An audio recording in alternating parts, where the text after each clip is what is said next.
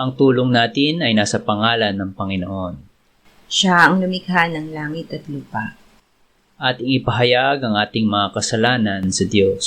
Ang ating Diyos ay Diyos na mahabagin at mapagpatawad.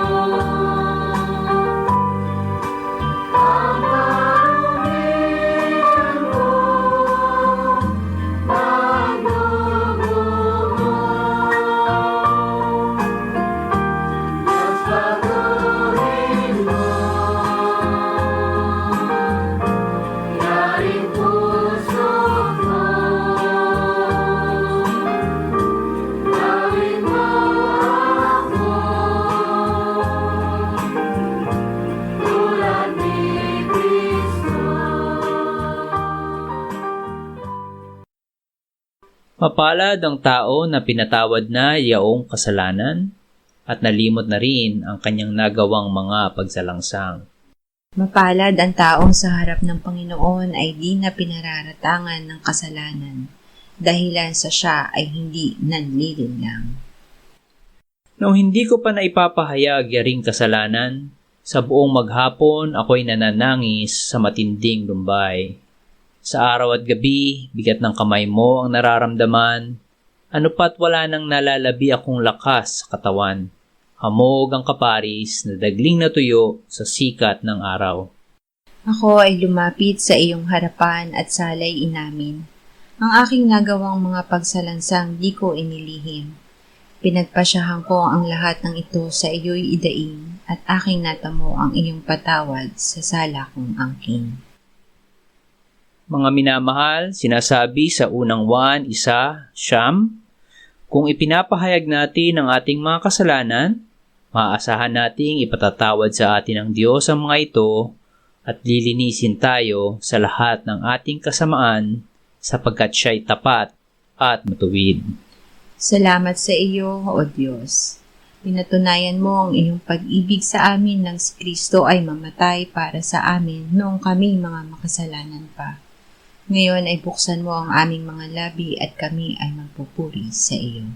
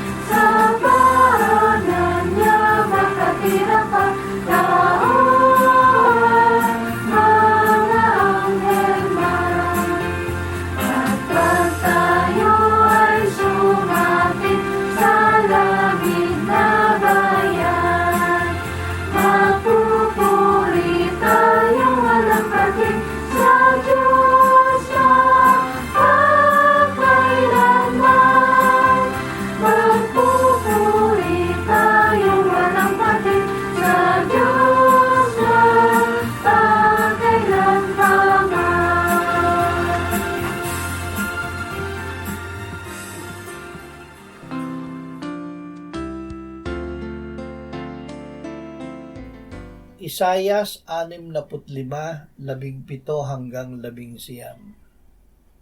Sapagkat narito, ako'y lumilikha ng mga bagong langit at bagong lupa, at ang mga dating bagay ay hindi na maaalala o darating man sa isipan.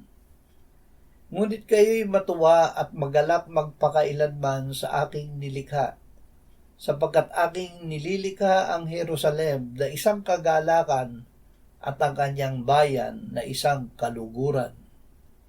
Ako'y magagalak sa Jerusalem at maliligayahan sa aking bayan, at ang tinig ng iyak ay hindi na maririnig pa sa kanya o ang tinig man ng daing. Matutupad sa pagbabalik ni Jesus. Ang propesiya ni Isayas ay matutupad sa pagbabalik ng Panginoong Jesus. Ito ay ipinakita ng Panginoon kay Apostol Juan. Sinabi ni Juan, "At nakita ko ang isang bagong langit at ang isang bagong lupa, sapagkat ang unang langit at ang unang lupa ay lumipas na, at ang dagat ay wala na. At nakita ko ang banal na lungsod, ang bagong Jerusalem, na bumababa mula sa langit buhat sa Diyos, na nakahanda na gaya ng isang babaeng ikakasal, na nagagayakan para sa kanyang asawa. At narinig ko ang isang malakas na tinig na mula sa trono na nagsasabi, Masdan ninyo, ang tabernakulo ng Diyos ay nasa mga tao. Siya'y maninirahang kasama nila, at sila'y magiging bayan niya. Ang Diyos mismo ay makakasama nila, at siya'y magiging Diyos nila. At papahirin niya ang bawat luha sa kanilang mga mata, at hindi na magkakaroon ng kamatayan, hindi na rin magkakaroon pa ng pagdadalamhati, o ng pagtangis man, o ng kirot man, sapagkat ang mga unang bagay ay lumipas na." Awit 149, 1-4. Purihin ang Panginoon. Awitan ninyo ang Panginoon ng isang bagong awit, nang papuri sa Kanya sa kapulungan ng mga tapat. Magalak nawa ang Israel sa kanyang lumikha, ang mga anak ng Siyon sa kanilang hari naway matuwa. Purihin nila ng may pagsasayaw ang pangalan niya, na umaawit sa Kanya na may pandereta at lira. Sapagkat ang Panginoon ay nalulugod sa Kanyang bayan, Kanyang pagagandahin ng kaligtasan ang maamo. Ang pagagandahin ng Diyos. Ang pagagandahin ng Diyos ay ang mga maamo. Ang magpapaganda sa kanila ay kaligtasan. Sinabi ng Panginoong Hesus, "Mapapalad ang mga maamo sapagkat mamanahin nila ang lupa." Ang maamo ay mababa ang loob. Tinawag ng Panginoong Hesus ang kanyang sarili na maamo. "Lumapit kayo sa akin, kayong lahat na nanlulupaypay at lubhang nabibigatan, at kayo'y bibigyan ko ng kapahingahan. Pasanin ninyo ang aking pabatok at matuto kayo sa akin, sapagkat ako'y maamo at may mapagpakumbabang puso, at makakatagpo kayo ng kapahingahan para sa inyong mga kaluluwa. Sapagkat madaling dalhin ang aking pamatok at magaan ang aking pasad." Nang ating ipahayag na si Jesus ay Panginoon at nanalig tayo sa ating puso na siya ay binuhay na muli ng Diyos, tayo ay naligtas. Tayo ay isinilang na muli upang maging katulad sa larawan ni Jesus, upang siya ang ating maging panganay na kapatid. Unang Tesalonica 5:5-11. Kayong lahat ay pawang mga anak ng liwanag at mga anak ng araw. Tayo'y hindi ng gabi ni ng kadiliman man. Kaya huwag tayong matulog gaya ng mga iba, kundi tayo'y manatiling handa at magpakatino. Sapagkat ang mga natutulog ay natutulog sa gabi, at ang naglalasing ay naglalasing sa gabi. Ngunit palibhasa ay mga anak tayo ng araw, magpakatino tayo at isuot natin ang baluti ng pananampalataya at ng pag-ibig. At ang maging helmet ay ang pag-asa ng kaligtasan. Sapagkat tayo hindi itinalaga ng Diyos sa galit, kundi sa pagtatamo ng kaligtasan sa pamamagitan ng ating Panginoong Hesukristo, na namatay dahil sa atin upang tayo, maging gising o tulog man, ay mabuhay tayo kasama niya. Dahil dito, pasiglahin ninyo ang isa't isa at patibayin ang isa't isa gaya ng inyong ginagawa. Mga anak na nasa liwanag, hindi tiyak ang eksaktong araw at oras ng pagbabalik ng Panginoong Hesus. Siya ay darating na parang magdadakaw. Ngunit hindi natin ito dapat katakutan, kainipan o madaliin. Tayo ay namumuhay sa liwanag ng Diyos kung paanong si Jesus ay nasa liwanag.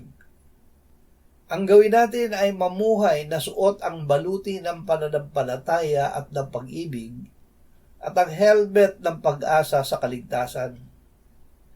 Sapagkat nagpakita ang biyaya ng Diyos na nagdadala ng kaligtasan sa lahat ng tao, na nagtuturo sa atin na matapos itakwil ang kasamaan at mga mundong pagdadasa, ay dapat tayong mamuhay ng may katinuan, matuwid at banal sa kasalukuyang panahon, habang hinihintay natin ang mapalad na pag-asa at ang pagpapakita ng kaluwalhatian ng ating dakilang Diyos at tagapagligtas na si Jesucristo. Siya ang nagbigay ng kanyang sarili alang-alang sa atin upang tayo'y matubos niya sa lahat ng mga kasamaan at pakalinisin para sa kanyang sarili ang sambayanang pag-aari niya na masigasig sa mabubuting gawa. Mateo 25:1-6. Ang kaharian ng langit ay maihahambing sa 10 birhen na kumuha ng kanilang mga ilawan at lumabas upang salubungin ang lalaking ikakasal.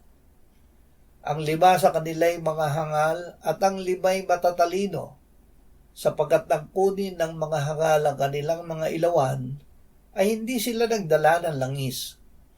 Ngunit ang matatalino ay nagdala ng langis sa mga lalagyan na kasama ng kanilang mga ilawan.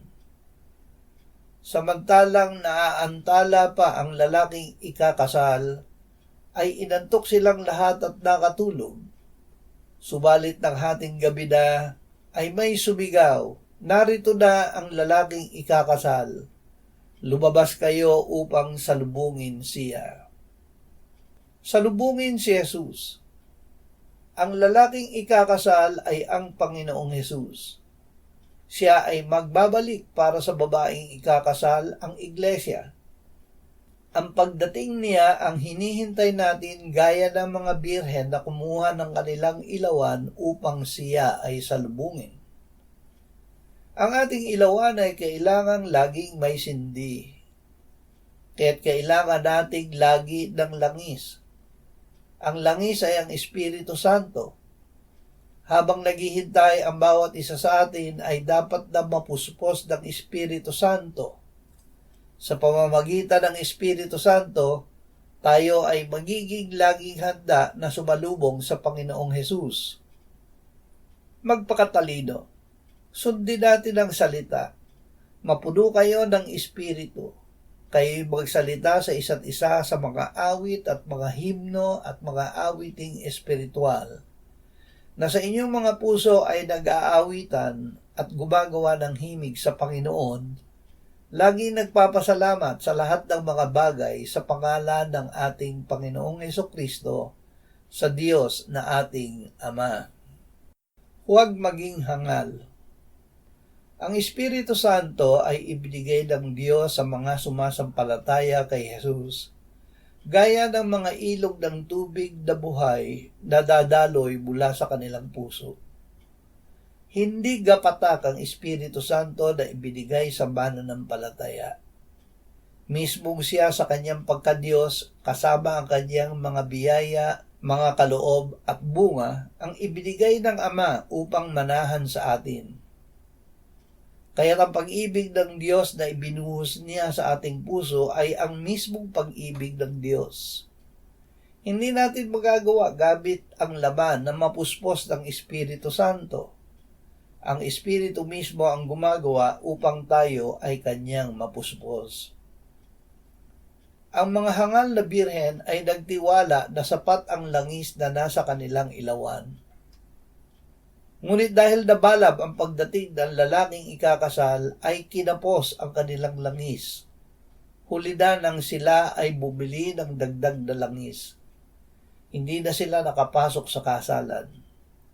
Sinabi sa kanila ng lalaking ikakasal, hindi ko kayo nakikilala.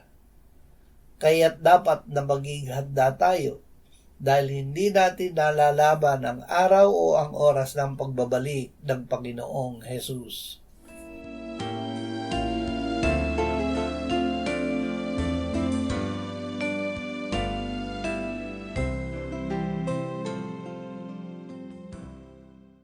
Manalangin tayo. Panginoong Jesus, sinabi mo, malibang kainin ninyo ang laman ng anak ng tao at inumin ang kanyang dugo, kayo ay walang buhay sa inyo. Ang sino mang kumakain ng aking laman at umiinom ng aking dugo ay may buhay na walang hanggan, at akin siyang muling bubuhayin sa huling araw. Sapagkat ang aking laman ay tunay na pagkain at ang aking dugo ay tunay na inumin. Siya na kumakain ng aking laman at umiinom ng aking dugo ay nananahan sa akin at ako sa kanya. Kung paanong buhay ang Ama na nagsugo sa akin at ako ay nabubuhay sa pamamagitan ng Ama, gayon din siya na kumakain sa akin, siya man ay mabubuhay sa pamamagitan ko. Panginoong Hesus, aming tagapagligtas, tinatanggap ka namin sa oras na ito bilang aming tinapay ng buhay. Tinatanggap namin ang iyong katawan na ipinako sa krus, namatay, inilibing, binuhay na muli, at iniakyat ng Ama sa kanyang kanan sa langit bilang aming tunay na pagkain. Tinatanggap namin ang iyong dugo na nabuhos sa ikapagpapatawad ng aming kasalanan bilang aming tunay na inumin.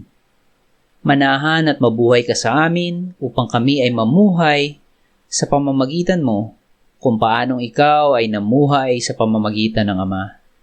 Salamat, Ama, sapagkat dahil kay Kristo, kami ngayon ay nakapamumuhay kasama mo kaisa ng Espiritu Santo. Sa iyo ang lahat ng kaluwalhatian, ngayon at magpakailanman. Amen.